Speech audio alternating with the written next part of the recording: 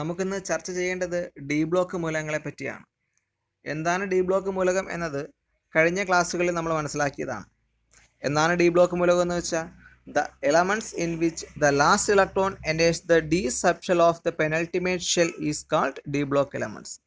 അതായത് അവസാന ഇലക്ട്രോൺ പൂരണം നടക്കുന്നത് ബാഹ്യ ഷെല്ലിൻ്റെ തൊട്ട് ഉള്ളിലുള്ള ഡി സബ്ഷെല്ലാണെങ്കിൽ അത്തരം മൂലകങ്ങളെ നമ്മൾ പൊതുവെ ഡി ബ്ലോക്ക് മൂലകങ്ങൾ എന്നറിയപ്പെടും. പെനൾട്ടിമേറ്റ് ഷെൽ എന്ന് വെച്ചാൽ ബാഹ്യ ഷെല്ലിൻ്റെ തൊട്ട് ഉള്ളിലുള്ള ഷെല്ലിനെയാണ് നമ്മൾ പൊതുവെ പെനൾട്ടിമേറ്റ് ഷെൽ എന്നറിയപ്പെടുന്നത്. പീരിയോഡിക് ടേബിളിൽ 3 മുതൽ 12 വരെ വരുന്ന ഗ്രൂപ്പ് എലമെൻസുകൾ അഥവാ മൂലകങ്ങൾ, ഇവയെയാണ് ഡി ബ്ലോക്ക് മൂലകങ്ങൾ എന്നറിയപ്പെടുന്നത്. താഴത്തെ ക്ലാസ്സിൽ നിങ്ങൾ പഠിച്ച സംക്രമണ മൂലകങ്ങൾ അഥവാ ട്രാൻസിഷൻ എലമെൻറ്റ്സ്, അവ തന്നെയാണ് ഡി ബ്ലോക്ക് എലമെൻറ്റ്സ് എന്നും അറിയപ്പെടുന്നത്. ഇനി നമുക്ക് പഠിക്കേണ്ടത് ഈ ഡി ബ്ലോക്ക് എലമെൻറ്റ്സുകളുടെ ഗ്രൂപ്പ്, പീരീഡ് എന്നിവ കാണുന്ന വിധമാണ്. Titanium 22. Okay. 1s2, 2s2, 2p6, 3s2, 3p6, 3d 4s അല്ലേ? ആണ് ആദ്യത്തെയും 3d 4s കമ്പയർ ചെയ്യുമ്പോൾ 4sന് 3dയേക്കാൾ എനർജി കുറവായതുകൊണ്ട് 4s ആദ്യം ഫില്ല് ചെയ്യും. അതായത് 4s2 ബാക്കിയുള്ളത് 3dയിലോട്ട് പോകും. 3d ഇവിടെ നോക്കാം, 10 plus 8 18 20 20. ഇപ്പൊ ലാസ്റ്റ് ഇലക്ട്രോൺ ഫില്ല് നടന്നതിലാണ് ഡി സബ്ഷെല്ലാണ്, 3d സബ്ഷെല്ലാണ്. 3 എന്ന മൂന്നാമത്തെ മെൻഷനിലെ ഡി സബ്ഷെല്ലാണ്. ഏറ്റവും ഔട്ടർമോസ്റ്റ് സബ്ഷെൽ ഏതെങ്കിലും 4s ആണ്. അതായത് ഏറ്റവും പുറമേ കാണപ്പെടുന്ന ഷെല്ലിന്റെ തൊട്ടുള്ളിലുള്ള ഷെല്ലിലുള്ള സബ്ഷെല്ലാണ് എന്ത് ചെയ്യുന്നത്? ഡി സബ്ഷെല്ലാണ് ലാസ്റ്റ് ഇലക്ട്രോൺ ഫില്ല് നടന്നിരിക്കുന്നത്. അപ്പൊ ലാസ്റ്റ് ഇലക്ട്രോൺ ഫില്ല് നടന്നത് ഡി സബ്ഷെൽ ആയതുകൊണ്ട് ഇത് ഡി ബ്ലോക്ക് എലമെന്റ്സ് ആണ്. അപ്പൊ ബ്ലോക്ക് ഡി. അപ്പൊ ഡി ബ്ലോക്ക് എലമെന്റ്സിന്റെ ഗ്രൂപ്പ് കാണുന്ന ദിവസം നമ്മൾ പഠിച്ചതാണ്. ഡി ബ്ലോക്ക് എലമെന്റ്സിൽ എപ്പോഴും ഏത് വരെയാണ്? മൂന്നാമത്തെ ഗ്രൂപ്പ് മുതൽ 12ാമത്തെ ഗ്രൂപ്പ് വരെയുള്ള എലമെന്റ്സ് നമ്മൾ ഡി ബ്ലോക്ക് എലമെന്റ്സ് എന്ന് പഠിച്ചത്. ഇവിടെ നമ്മൾ ഗ്രൂപ്പ് കാണുന്ന ദിവസം എപ്പോഴും ലാസ്റ്റ് 2 സബ്ഷെല്ലുകളുടെ ഇലക്ട്രോൺ കൂട്ടി വെച്ചതാണ്. അപ്പൊ ലാസ്റ്റ് സബ്ഷെൽ ഏതൊക്കെയാണ്? ലാസ്റ്റ് ഏറ്റവും ഔട്ടർമോസ്റ്റ് സബ്ഷെൽ 4s ആണ്. അതിന്റെ തൊട്ടുള്ളിലുള്ള ഏതാണ്? 3d സബ്ഷെൽ ആണ്. രണ്ടിന്റെ ഇലക്ട്രോൺസ് ടോട്ടലൈസ് ചെയ്യുക. 2 + 2 എത്ര കിട്ടും?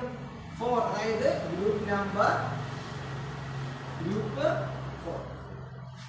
പീരീഡ് പഴയ ഇത് തന്നെയാണ്, പീരീഡ് നമ്പർ. എത്ര ഷെല്ലുകളുണ്ട്? 4ാമത്തെ ഷെൽ വരെ ഇലക്ട്രോൺസ് ഉണ്ട്. അതുകൊണ്ട് period number 4. Okay.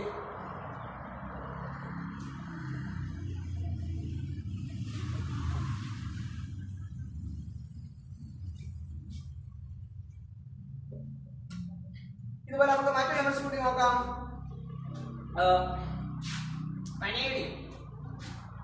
Vanadium 23. 1s2, 2s2, 2p6, 3s2, 3p6, 3d 4s അല്ലേ? 4s ആദ്യം ഫില്ല് ചെയ്യുക. 4s2 എത്രയായപ്പോൾ 10 + 18 20 23. അതായത് 1s2, 2s2, 2p6, 3s2, 3p6, 3d3, 4s2 എന്നാണ് ആരുടേത്? വനേഡിയത്തിന്റെ സബ്ഷെൽ ഇലക്ട്രോണിക് കോൺഫിഗറേഷൻ അഥവാ സബ്ഷെൽ ഇലക്ട്രോൺ വിന്യാസം. ഇത് ലാസ്റ്റ് ഇലക്ട്രോൺ ഫില്ല് ചെയ്തിരിക്കുന്നത് എന്താണ്? ഡി സബ്ഷെല്ലാണ്. അതായത് ഏറ്റവും ഔട്ടർമോസ്റ്റ് സബ്ഷെലായ 4sന്റെ തൊട്ടുള്ളിലുള്ള സബ്ഷെലാണ്. ഇപ്പൊ ലാസ്റ്റ് ഫില്ല് നടക്കുന്നത് ഡി സബ്ഷെൽ ആയതുകൊണ്ട് ഇത് ബ്ലോക്ക് നമുക്ക് പറയാം, block D. D block elements ആണ് വനേഡിയം എന്ന് പറയുന്നത്. ഗ്രൂപ്പ് കാണുന്നത് എങ്ങനെയാണ്? ഡി ബ്ലോക്ക് എലമെന്റ്സിന്റെ ഗ്രൂപ്പ് കാണുന്നത് എങ്ങനെയാണ്? ലാസ്റ്റ് സബ്ഷെല്ലിൽ ഏതൊക്കെയാണോ അതിന്റെ ഇലക്ട്രോൺസിന്റെ എന്താണ് ടോട്ടൽ എണ്ണത്തെ നമ്മളെന്ന് പറയാം, അതിന്റെ ഗ്രൂപ്പ് നമ്പർ എന്ന് പറയാം. ഇവിടെ ഗ്രൂപ്പ് നമ്പർ എങ്ങനെ കിട്ടും? Group number = 2 + 3 5. അപ്പൊ 5th ഗ്രൂപ്പ് ആണ് ഇത് പറയുന്നത് വനേഡിയം എന്ന് പറയുന്ന എലമെന്റ്സ്. ഓക്കെ. പീരീഡ് നമ്പർ ഷെല്ലുകളുടെ എണ്ണം തന്നെയാണ്. 4ാമത്തെ ഷെല്ല് വരെ ഇലക്ട്രോൺസുകളുണ്ട്. അതുകൊണ്ട് ഓക്കെ, ഇതുപോലെ നിങ്ങൾക്ക് എന്ത് ചെയ്യാൻ പറ്റും? നമ്മൾ ആദ്യം പഠിച്ച സബ്സ്റ്റിറ്റ്യൂട്ട് ഇലക്ട്രോണിക് കോൺവേർഷൻ സബ്സ്റ്റിറ്റ്യൂട്ട് വിന്യാസം എന്താണ്? ആദ്യത്തെ 30 എലമെന്റ്സിന് എഴുതാൻ പറ്റും. ആ 30 എലമെന്റ്സിന് എന്ത് ചെയ്യണം? സബ്സ്റ്റിറ്റ്യൂട്ട് ഇലക്ട്രോണിക് കോൺവേർഷൻ എഴുതിയിട്ട് ഓരോന്നിന്റെയും ബ്ലോക്ക് കണ്ടെത്തുക. അതുമായി അതിനെ ബേസ് ചെയ്തുകൊണ്ട് ഓരോന്നിന്റെയും പീരിയോഡിക് ടേബിളിലെ പൊസിഷൻ അഥവാ ഗ്രൂപ്പ് നമ്പറും പീരീഡ് നമ്പറും എന്ത് ചെയ്യണം? കണ്ടെത്താൻ ശ്രമിക്കും. ഓക്കെ,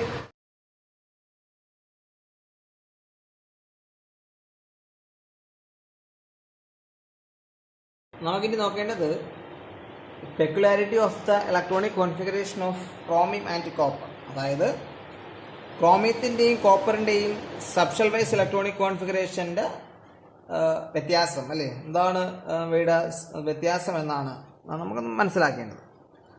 അതായത് നിങ്ങൾ സബ്ഷൽ വൈസ് ഇലക്ട്രോണിക് കോൺഫിഗറേഷൻ എഴുതാൻ പഠിച്ചു. അപ്പം അവിടെ പഠിച്ച രീതി വെച്ചുകൊണ്ട് നമ്മൾ എന്ത് ചെയ്യും? ക്രോമിയത്തിൻ്റെയും കോപ്പറിൻ്റെയും സബ്ഷൽ വൈസ് ഇലക്ട്രോണിക് കോൺഫിഗറേഷൻ എഴുതുകയാണെങ്കിൽ ഇങ്ങനെയുള്ള ഒരു ഇലക്ട്രോണിക് കോൺഫിഗറേഷൻ ആയിരിക്കും നിങ്ങൾ എക്സ്പെക്ട് ചെയ്യുന്നത് അല്ലേ. അതായത് ക്രോമിയത്തിൻ്റെത് 1s2 2s2 2p6 3s2 3p6 3d4 4s2 എന്നും കോപ്പറിൻ്റെത് 1s2 2s2 2p6 3s2 3p6 3d9 4s2 എന്നുമാണ്. എന്നാൽ ആക്ച്വൽ കോൺഫിഗറേഷൻ ഇതല്ല. അപ്പം ഈ രണ്ട് കോൺഫിഗറേഷൻ എന്താണ്? തെറ്റാണ്. ഒരിക്കലും 3d4 എന്ന് പറയുന്നൊരു കോൺഫിഗറേഷനോ 3d9 എന്ന് പറയുന്നൊരു കോൺഫിഗറേഷനോ എന്ത് ചെയ്തില്ല, എപ്പോഴും കാണപ്പെടാറില്ല. ഓക്കെ, അപ്പോൾ അതിനെപ്പറ്റി നമുക്ക് അതെന്താണ് അങ്ങനെ എന്താണ് വരാൻ കാര്യം നമുക്ക് നോക്കാം. അപ്പം നമ്മൾ എന്താണ് സബ്ഷെല്ലുകൾ പഠിച്ചപ്പം നമ്മളവിടെ ഓർബിറ്റൽസിനെ പറ്റി പറയുകയുണ്ടായി. അതായത് ഓരോ സബ്ഷെൽ എടുത്താലും ആ സബ്ഷെല്ലിൻ്റെ ഉള്ളിൽ ഓർബിറ്റൽസുകൾ ഉണ്ടായിരിക്കും. ആ ഓർബിറ്റൽസിലായിരിക്കും ഇലക്ട്രോൺസ് കാണപ്പെടുന്നതെന്നാണ് പഠിച്ചേക്കുന്നത് അല്ലേ. അപ്പം ഡി സബ്ഷെൽ എടുത്താൽ ഡി സബ്ഷനകത്ത് മാക്സിമം 10 ഇലക്ട്രോൺസ് വരെ അക്കോമഡേറ്റ് ചെയ്യാൻ പറ്റും. അതിനകത്ത് 10 ഇലക്ട്രോൺസ് വരെ അക്കോമഡേറ്റ് ചെയ്യാൻ പറ്റും. ആ 10 ഇലക്ട്രോൺസ് കാണപ്പെടുന്നത് അവയ്ക്കുള്ള ഓർബിറ്റൽസിലായിരിക്കും അല്ലേ. ഡി സബ്ഷനകത്ത് കാണപ്പെടുന്ന ഓർബിറ്റൽസിലായിരിക്കും.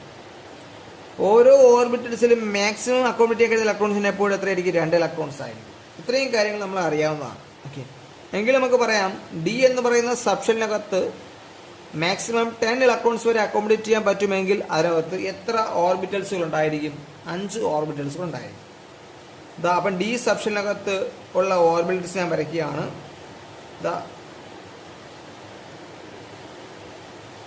ഇതുപോലെ ഡിക്കുള്ളിൽ 5 ഓർബിറ്റൽ ഉണ്ടായിരിക്കും അല്ലേ. 1 2 3 4 5. ഇതാണ് 3D. ഓക്കെ, 4s എസ് ഓർബിറ്റിനകത്ത് എസിനകത്ത് മാക്സിമം 2 ഇലക്ട്രോൺസ് ആണ്. അതുകൊണ്ട് എസ് സബ്ഷനകത്ത് ഒരേ ഒരു ഓർബിറ്റലേ ഉണ്ടായിരിക്കത്തുള്ളൂ. നമ്മൾ ഇവിടെ 3d4 4s2 എന്ന് കൺസിഡർ ചെയ്യുകയാണെങ്കിൽ ഇതിനകത്ത് എങ്ങനെയായിരിക്കും ഇലക്ട്രോൺ ഫിൽ ചെയ്തിരിക്കുന്നത്? 4sനകത്ത് 2 ഇലക്ട്രോൺസ് അല്ലേ. അതായത് കാണിക്കുന്നത് സ്പിന്നിങ് ആണ് അല്ലേ. ഇത് ഓരോ ഇലക്ട്രോൺസ് ആണ്.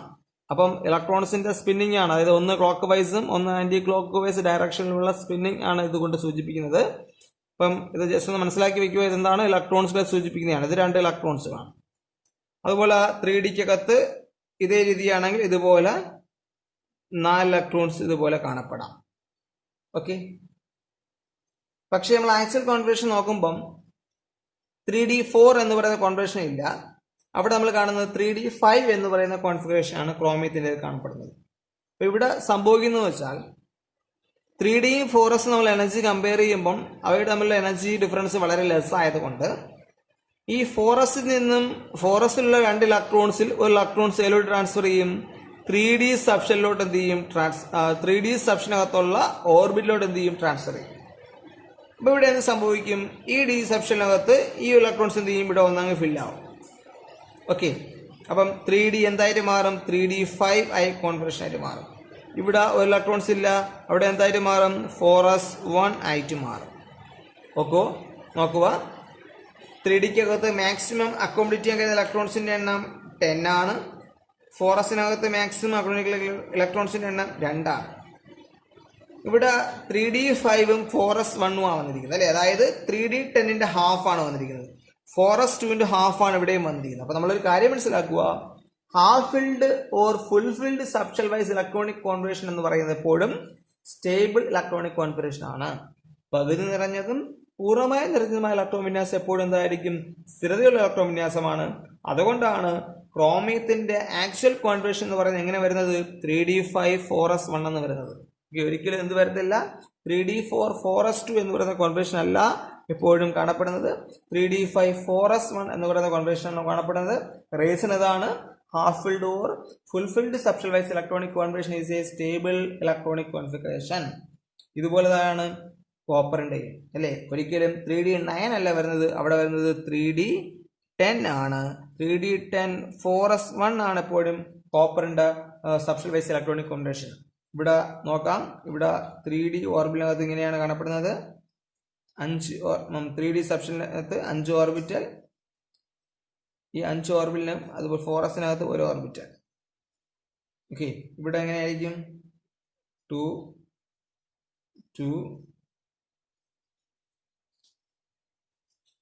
ഇതുപോലെ ഇത് 3d10, ഇവിടെ 4s1. ഓക്കെ, ഇത് ഫുൾഫിൽഡ് ആണ്, ഇത് ഹാഫ് ഫിൽഡ് ആണ്. അപ്പോൾ എപ്പോഴും കോപ്പറിന്റെ കോൺഫിഗറേഷൻ എങ്ങനെയാണ് വരുന്നത്? 3d10 4s1 എന്നാണ് വരുന്നത് അല്ലേ. റീസൺ എന്താണ്? Half filled or full filled subshell wise electronic configuration എപ്പോഴും സ്റ്റേബിൾ ആയിരിക്കും.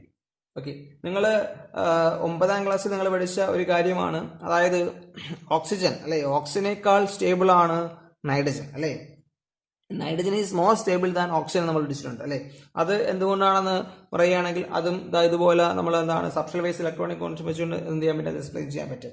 നോക്കാം, ഓക്സിജന്റെ അറ്റോമിക് നമ്പർ എന്ന് പറയുന്നത് ഓക്സിജന്റെ അറ്റോമിക് നമ്പർ 8 ആണ് അല്ലേ. അപ്പൊ subshell wise electronic configuration 1s2 2s2 2p4. Okay, നൈട്രജൻ്റെത് 7 ആണ് അല്ലേ. 1s2 2s2 2p3. Last subshell ആണ് പി സബ്ഷലാണ്. ആ പി സബ്ഷലിനകത്ത് എത്ര ഓർബിറ്റൽ ഉണ്ടായിരിക്കും? പിക്കകത്ത് മാക്സിമം 6 ഇലക്ട്രോൺസ് വരെ അക്കോമഡേറ്റ് ചെയ്യാൻ കഴിയും. അതുകൊണ്ട് പി സബ്ഷനകത്ത് 3 ഓർബിറ്റൽ അല്ലെ, ഇതുപോലെ 3 ഓർബിറ്റൽ.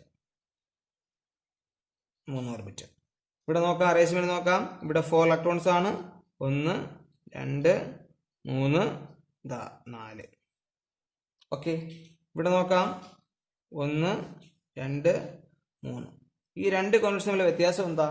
ഇതെന്ന് പറയുന്നത് ഹാഫ് ഫിൽഡ് ആണ്.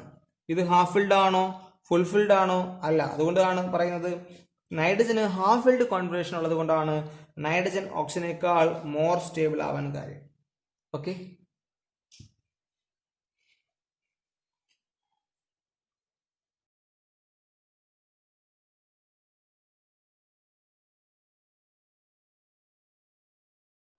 ഇനി നമുക്ക് ഡി ബ്ലോക്ക് എലമെന്റ്സുകളുടെ ക്യാരക്ടറിസ്റ്റിക്സ് നോക്കാം.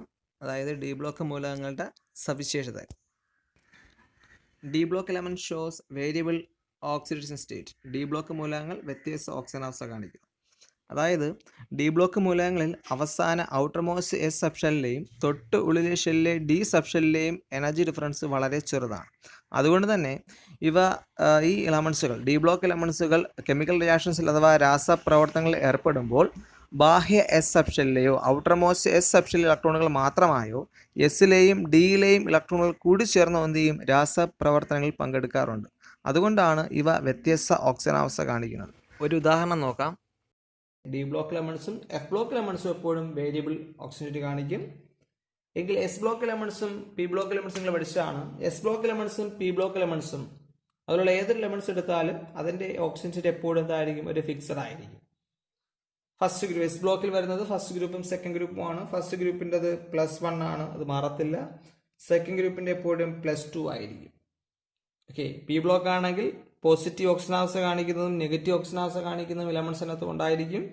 എങ്കിലും ഏത് എലമെന്റ്സ് എടുത്താലും ആ എലമെന്റ്സിന് ഒരേ ഒരു ഓക്സിജനാവസ്ഥ മാത്രമേ ഉണ്ടായിരിക്കത്തുള്ളൂ. ഓക്കെ, അപ്പം എസ് ബ്ലോക്കിലെയും പി ബ്ലോക്കിലെയും ഓക്സിജനാവസ്ഥ എപ്പോഴും സ്ഥിരമായിരിക്കും. അപ്പം ഫിക്സഡ് ഓക്സിജൻ സ്റ്റേറ്റ് കാണിക്കുന്ന എലമെന്റ്സുകളാണ് എസ് ബ്ലോക്കും പി ബ്ലോക്കും. എങ്കിൽ അതുപോലെയല്ല D block elements. D block elements എപ്പോഴും വേരിയബിൾ ഓക്സിഡേഷൻ സ്റ്റേറ്റ് കാണിക്കുന്നവയായിരിക്കും. ഓക്കെ, എഫ് ബ്ലോക്കും അതുപോലെ തന്നെയാണ്, വേരിയബിൾ ഓക്സിജൻ സ്റ്റേറ്റ് ആയിരിക്കും അവ കാണിക്കുന്നത്. ഓക്കെ, അപ്പം നമ്മൾ ഒരു കോമ്പൗണ്ട് വെച്ചുകൊണ്ട് എന്ത് ചെയ്യാം? നമുക്കത് മനസ്സിലാക്കാം. എക്സാമ്പിളായിട്ട് അയണിൻ്റെ പ്രധാനപ്പെട്ട 2 കോമ്പൗണ്ടുകളാണ്, ഒന്ന് ഫെറസ് ക്ലോറൈഡും ഒന്ന് ഫെറിക് ക്ലോറൈഡും, അതായത് FeCl2, അതുപോലെ തന്നെ FeCl3. ഓക്കെ, നോക്കാം. അയണിൻ്റെ 2 കോമ്പൗണ്ടാണ്. ഈ 2 കോമ്പൗണ്ടിലും അയൺ എന്ന് പറയുന്ന ഡി ബ്ലോക്ക് എലമെന്റ്സ് ആണ്. ഇതെന്താണ്? പി ബ്ലോക്ക് എലമെന്റ്സ് ആണ്. പി ബ്ലോക്ക് എലമെന്റ്സ് ആയ ക്ലോറിൻ്റെ ഓക്സിഡേഷൻ സ്റ്റേറ്റ് എപ്പോഴും ഫിക്സഡ് ആണ്. എത്രയാണ്? -1 ആണ്. ഓക്കെ, എത്രയാണ്? -1 ആണ്. അപ്പം നമുക്ക് കാണേണ്ടത് എന്താണ്? ഡി ബ്ലോക്ക് എലമെന്റ്സിന്റെ ഓക്സിജൻ സ്റ്റേറ്റ് ആണ് നമുക്ക് കാണേണ്ടത്. ഓക്സിജൻ സ്റ്റേറ്റ് കാണുന്ന രീതിയൊക്കെ നമ്മൾ 9ാം ക്ലാസ്സിൽ പഠിച്ചതാണ്. അപ്പോൾ നമുക്കിവിടെ നോക്കാം. ഇവിടെ നമുക്ക് അറിഞ്ഞൂടാത്തത് അയണിൻ്റെ ആണ്. അയണിൻ്റെ നമ്മൾ എന്ത് ചെയ്തു? എക്സ് ആയിട്ട് കൺസിഡർ ചെയ്തു. ഓക്കെ, നമുക്ക് കാൽക്കുലേറ്റ് ചെയ്യാം. എക്സ് പ്ലസ് -1 ഇൻറ്റു ക്ലോറിൻ എത്രയുണ്ട്? 2 ആറ്റങ്ങൾ അല്ലേ. ഇപ്പോൾ 2 ഈക്വൽ ടു എപ്പോഴും എന്തായിരിക്കും? ടോട്ടൽ വാല്യൂസ് എപ്പോഴും 0 ആയിരിക്കും അല്ലേ. ഓക്കെ, എങ്കിൽ നമുക്ക് സോൾവ് ചെയ്യാം. എക്സ് -1 ഇൻറ്റു 2 എത്ര? -2 അല്ലേ. -2 ഈക്വൽ ടു 0. അതിൽ നിന്ന് എക്സ് ഈക്വൽ ടു എത്ര കിട്ടും? +2. X equal to +2. അതായത് FeCl2ൽ Feയുടെ ഓക്സിജൻ സ്റ്റേറ്റ് എപ്പോഴും എന്തായിരിക്കും? +2 ആയിരിക്കും. ഓക്കെ, അതുപോലെ തന്നെ FeCl3 നോക്കാം. ഓക്കെ, ഇവിടെ എക്സ് ആയിട്ട് എടുത്തു. നോക്കാം. X plus -1 into 3 equal to 0. X -3 equal to 0. അതിൽ നിന്ന് എക്സ് ഈക്വൽ ടു മൈനസ് അപ്പുറത്തോണ്ട് പോകുമ്പം +3 അല്ലേ. അപ്പോൾ ഇവിടെ FeCl3ൽ Feയുടെ ഓക്സിജൻ എപ്പോഴും എന്തായിരിക്കും?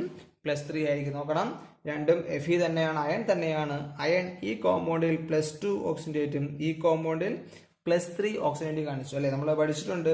അതായത് +2 ഓക്സിഡന്റ് Fe2+ അയോണിന് നമ്മൾ പറയുന്ന പേരാണ് Fe2+ നമ്മൾ പറയുന്ന പേരാണ് ഫെറസ് അയോൺ എന്ന് പറയുന്നതാണ് ഫെറസ് അയോൺ. Fe3+ അയോണിനെ പറയുന്ന പേരാണ് ഫെറിക് അയോൺ എന്ന് പറയും. അതുകൊണ്ട് തന്നെ പറയാം FeCl2 എന്ന് പറയുന്ന കോമ്പൗണ്ടിനെ പറയാം ferrous chloride, FeCl3 ferric chloride ആണ്. ഓക്കെ, അപ്പോൾ ഇതിൽ നിന്നൊരു കാര്യം മനസ്സിലാക്കാൻ പറ്റും. ഡി ബ്ലോക്ക് എലമെന്റ്സുകൾ എപ്പോഴും വേരിയബിൾ ഓക്സിഡസിറ്റി കാണിക്കുന്നവയായിരിക്കും. D block element show horizontal similarities in properties. D block മൂലകങ്ങൾ തിരശ്ചീന സാദൃശ്യം കാണിക്കുന്നവയാണ്. ഒരു മൂലകത്തിന്റെ സ്വഭാവം നിർണ്ണയിക്കുന്നത് എപ്പോഴും ബാഹ്യ ഷെല്ലിലെ അല്ലെങ്കിൽ ഔട്ടർ മോസ്റ്റ് ഷെല്ലിലെ ഇലക്ട്രോൺസുകളാണ്. എസ് ബ്ലോക്കും പി ബ്ലോക്കും പരിഗണിക്കുകയാണെങ്കിൽ ഓരോ ഗ്രൂപ്പുകളിലും അവയുടെ ഔട്ടർ മോസ്റ്റ് ഷെൽ അല്ലെങ്കിൽ ബാഹ്യ ഷെൽ ഇലക്ട്രോൺ എണ്ണം എപ്പോഴും തുല്യമായിരിക്കും. അതുകൊണ്ട് നമുക്ക് അവിടെ പറയാം എസ് ബ്ലോക്ക് എലമെന്റ്സുകളും പി ബ്ലോക്ക് എലമെന്റ്സുകളും ഗ്രൂപ്പുകളിൽ സദൃശ്യ സ്വഭാവം കാണിക്കുന്നവയാണ്. എന്നാൽ ഡി ബ്ലോക്ക് എടുക്കുകയാണെങ്കിൽ ഡി ബ്ലോക്ക് എലമെന്റ്സുകളിൽ ഗ്രൂപ്പിലും പിരീഡിലും ഔട്ടർ മോസ്റ്റ് എസ് സബ്ഷെല്ലിലെ ഇലക്ട്രോണിൻ്റെ എണ്ണം എപ്പോഴും എന്തായിരിക്കും? മിക്കപ്പോഴും ഒരുപോലെയായിരിക്കും. അതുകൊണ്ട് നമുക്ക് പറയാൻ പറ്റും ഡി ബ്ലോക്ക് എലമെന്റ്സുകൾ ഗ്രൂപ്പുകളിലും പീരിയഡുകളിലും സദൃശ്യ സ്വഭാവം കാണിക്കുന്നവയാണ്.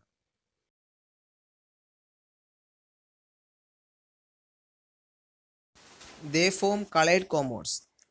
ഡി ബ്ലോക്ക് മൂലകങ്ങളുടെ മിക്ക സംയുക്തങ്ങളും നിറമുള്ളവയായിരിക്കും.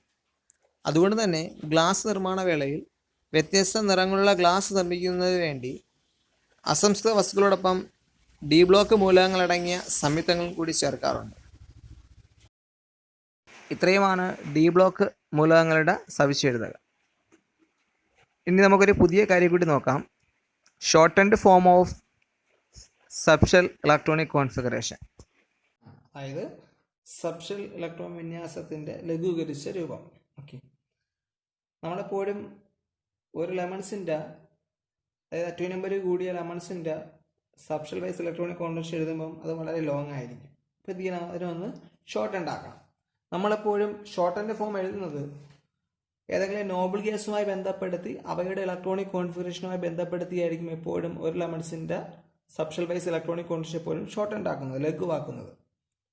അപ്പം നിങ്ങൾക്ക് 30 ലെമൺസ് വരെയാണ് നിങ്ങൾക്ക് എഴുതാൻ ചോദിക്കാറുള്ളത്. അതുകൊണ്ട് തന്നെ നിങ്ങൾ ഷോർട്ട് എൻഡ് ആക്കാൻ അതിനകത്തുള്ള എലമെന്റ്സുകളായിരിക്കും ചോദിക്കുന്നത്.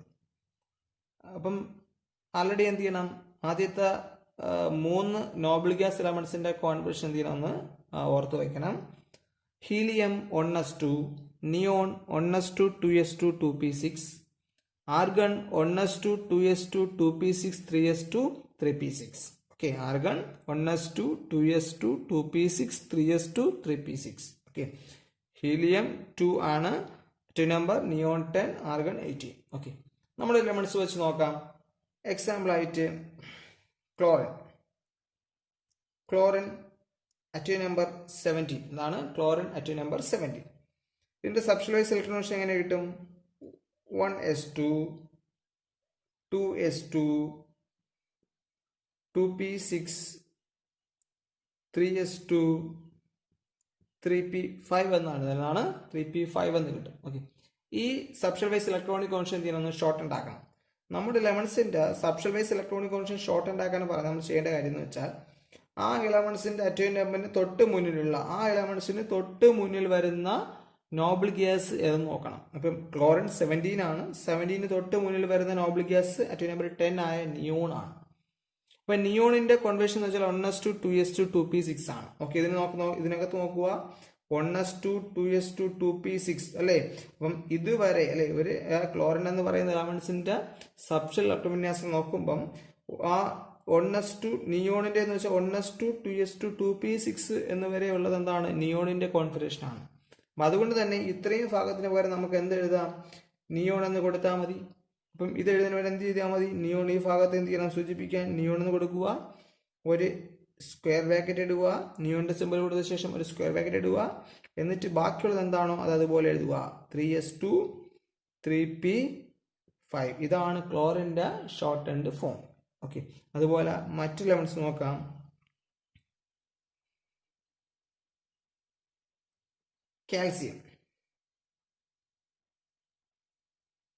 Calcium atom number 20. Substance wise electronic configuration 1s2, 2s2, 2p6, 3s2, 3p6, 4s2 അല്ലേ. 3s2, 3p6, 4s2 എന്നാണ് വരുന്നത്. ഇതിനെ ഒന്ന് ഷോർട്ട് ഉണ്ടാക്കാം. നമ്മൾ എന്ത് ചെയ്യണം? കാൽസ്യം atom number 20 ആണ്. അതിന് തൊട്ട് മുന്നിൽ വരുന്ന നോബിൾ ഗ്യാസ് എപ്പോഴും എന്താണ്? ആർഗൺ ആണ് അല്ലേ. അപ്പൊ നോക്കണം, 1s2, 2s2, 2p6, 3s2, 3p6 ആണ് ആർഗന്റെ കോൺഫിഗറേഷൻ. ഇതിനകത്ത് നോക്കുമ്പം ഇതുവരെ എന്താണ്? ആർഗന്റെ കോൺഫിഗറേഷൻ ആണ്. അപ്പൊ ഇത്രയും ഭാഗത്തിന് വരെ എന്ത് ചെയ്യാം? ആർഗന്റെ സിമ്പൽ കൊടുത്താൽ മതി അല്ലേ. ആർഗൺ സിമ്പൽ കൊടുത്ത ശേഷം ഒരു സ്ക്വയർ ബ്രാക്കറ്റ് ഇടുക, അതിനുശേഷമുള്ളത് കോൺഫിഗറേഷൻ എന്താണോ അത് അതുപോലെ എഴുതുക. 4s2 അല്ലെ. Argon 4s2. ഇതാണ് കാൽസ്യത്തിന്റെ substance wise electronic configuration. Okay, മറ്റു എലമെന്റ്സ് കൂടെ നോക്കാം.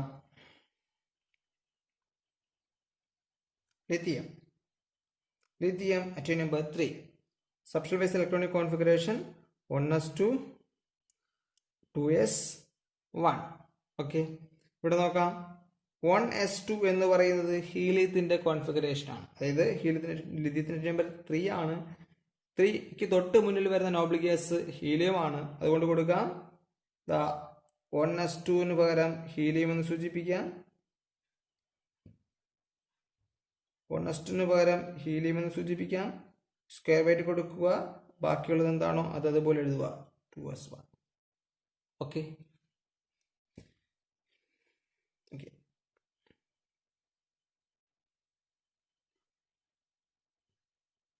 ഓക്കെ, ഇതുപോലെ വേണമെങ്കിൽ എന്ത് ചെയ്യാൻ പറ്റും? ഒരു നോബിൾ ഗ്യാസിന്റെ കോൺഫിഗറേഷൻ വേണമെങ്കിൽ വീണ്ടും എന്ത് ചെയ്യാൻ? ഷോർട്ട് ഉണ്ടാക്കാൻ പറ്റും.